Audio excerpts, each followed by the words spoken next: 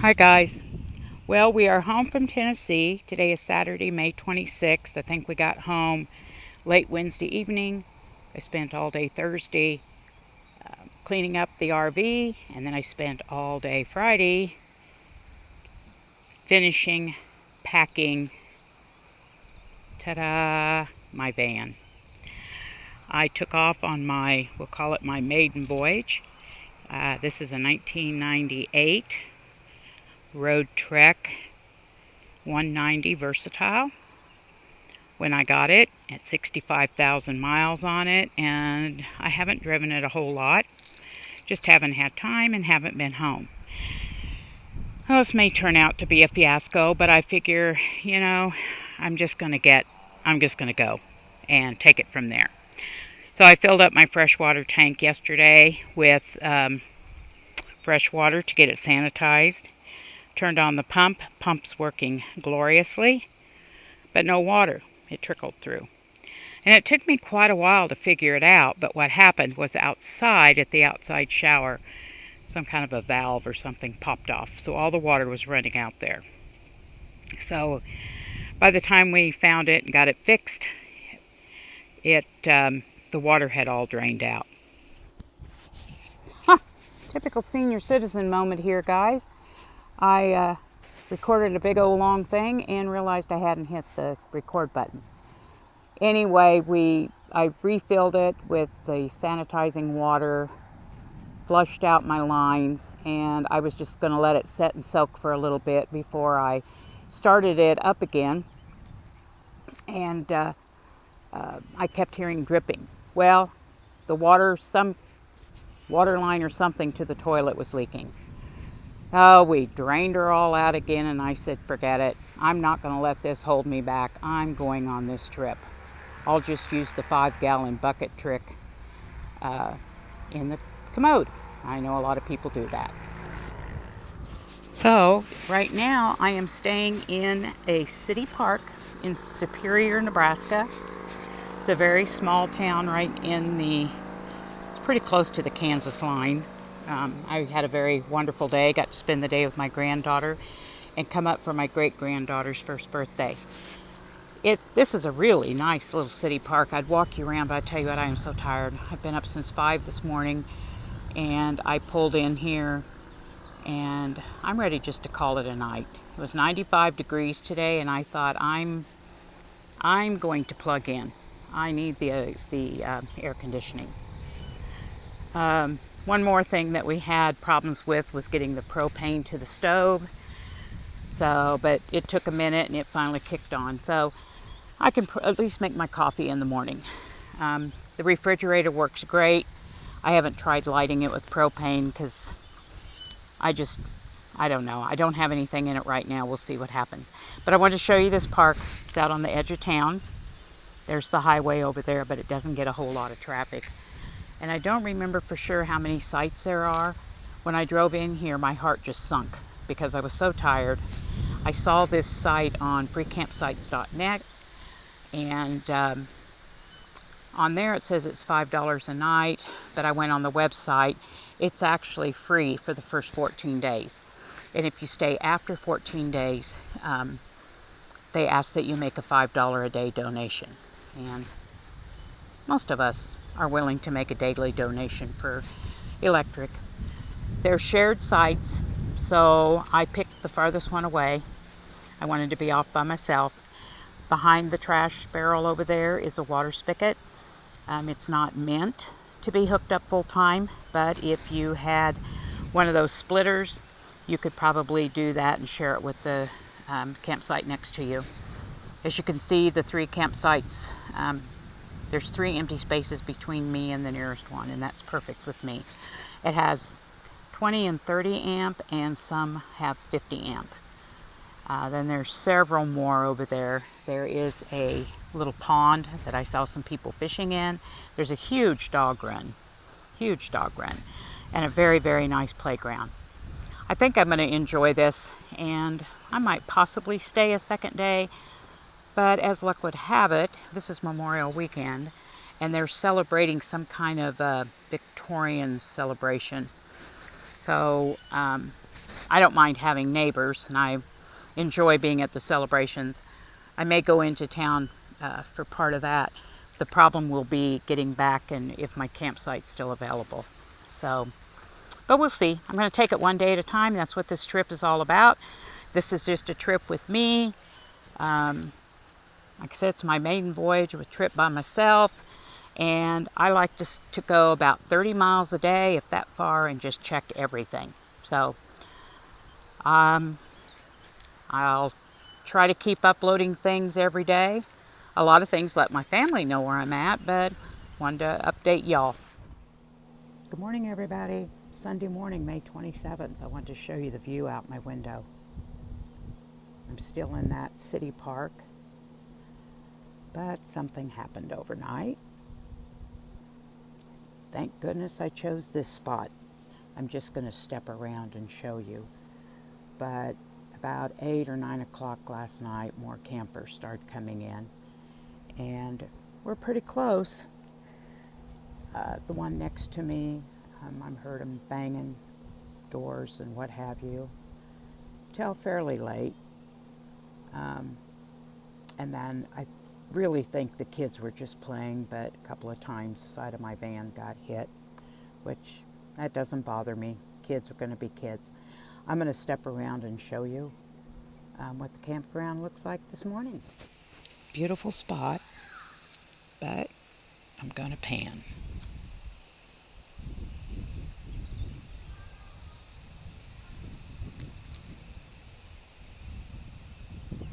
Hey guys, it's Sunday evening, May 27th still.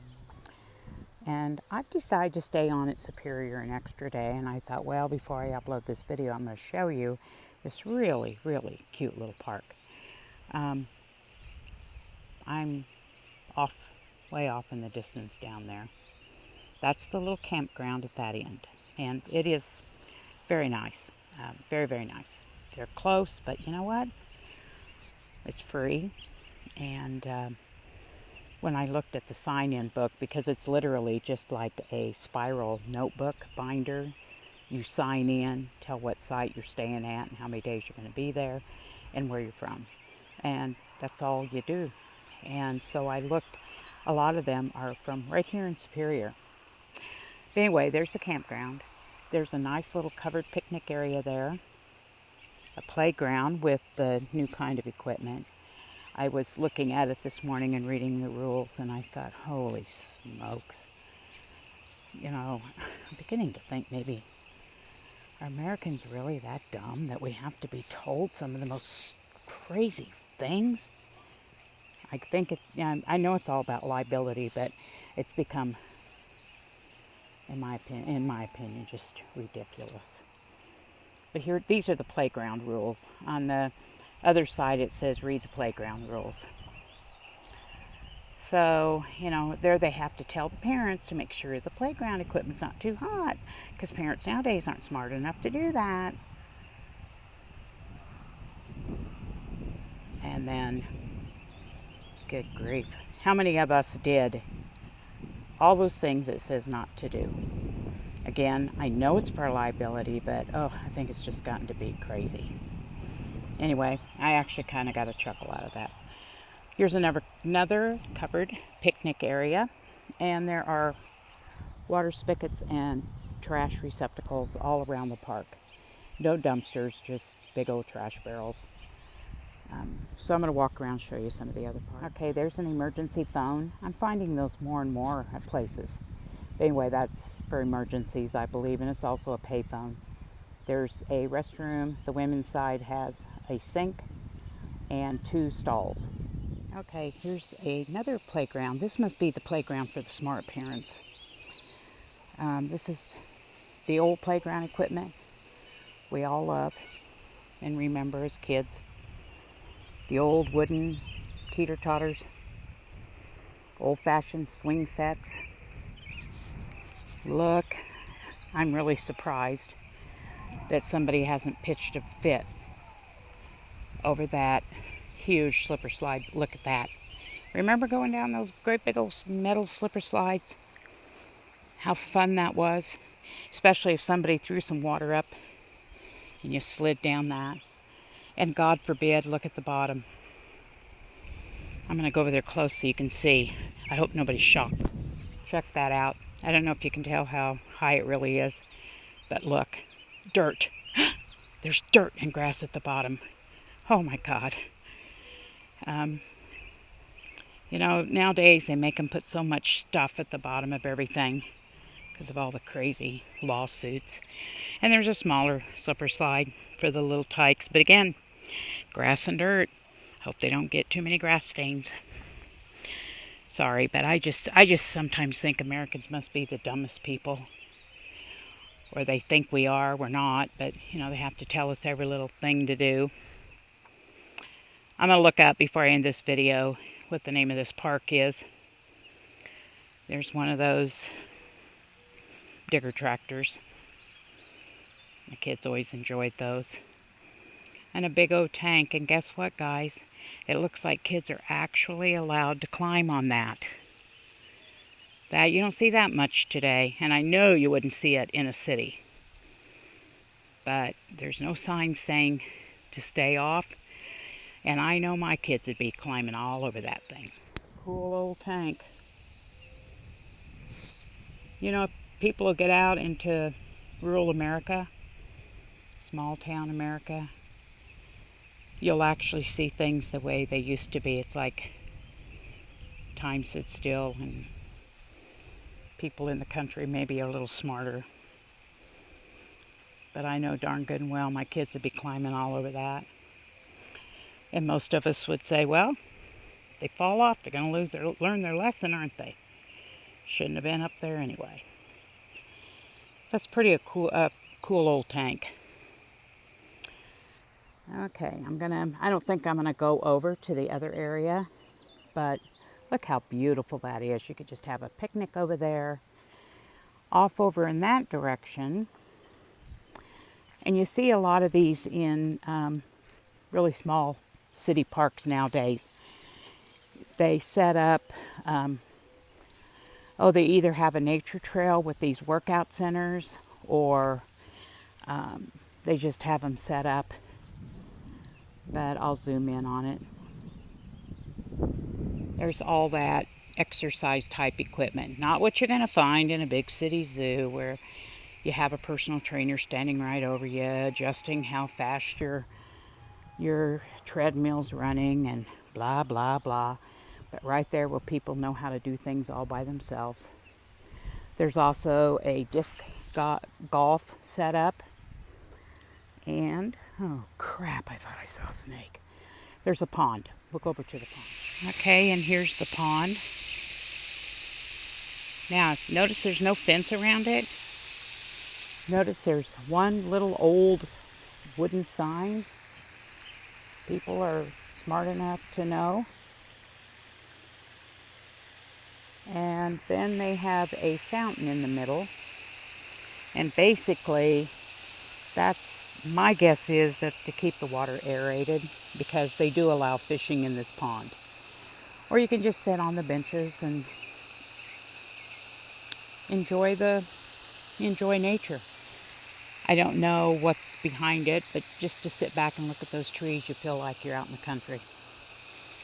And really, this town is.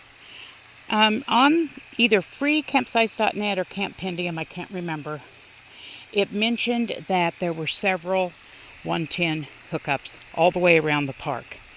The person that mentioned that, excuse me, thought it might be for tent camping. My cousins live here, and I was visiting with them today, and they told me they didn't know if the electricity was turned on at this time of year, but it's actually for their Christmas decorations. They said this park just comes to life, and people come driving from all around to see it. And that's another thing you see in small rural communities is, it's not the big $1 million lighting things, but it's really cool Christmas decorations. And they were pretty sure that's what that was all about. they didn't know whether you could use it for tent camping. So I don't know either. I did find a switch box a little bit further down, and it was shut off and locked. So my assumption would be that these are shut off, but I don't know. Now we'll go down to the dog run. And here's their dog park. And when I said it was huge, I mean it was huge compared to any other campgrounds or RV parks, any of those that I've been to. I did like the sign.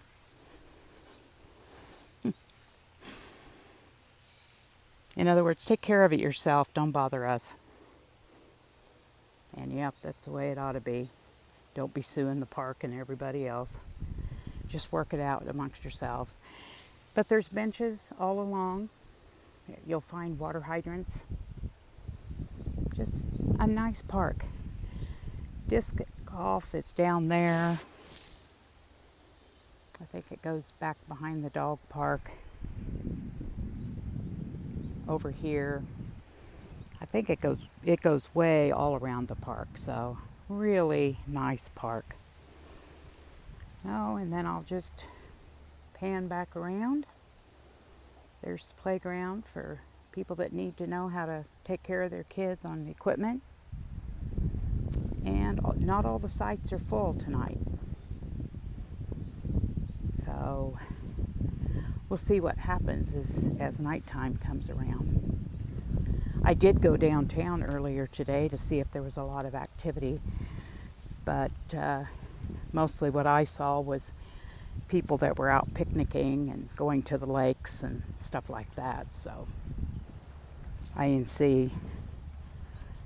I might have been in the wrong area. Superior, Nebraska is known as the Victorian capital of Nebraska. So I might try to drive around town tomorrow and look for some of them old Victorian homes. I know my aunt and uncle lived in what I would consider one. Maybe my cousins will show me where that's at.